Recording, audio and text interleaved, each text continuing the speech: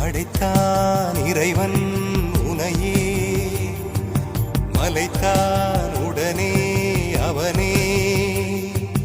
அழகை படைக்கும் திறமை முழுக்க உன்னுடன் சார்ந்தது, என் விழி சேர்ந்தது. விடிய விடிய மடியில் கிடக்கும் பொன்வினை உன்மேனி மீட்டட்டும் என் மேனி. இறைவினில் வந்து கலந்திடு, வீரல் பட மெல்ல காணிந்திடு.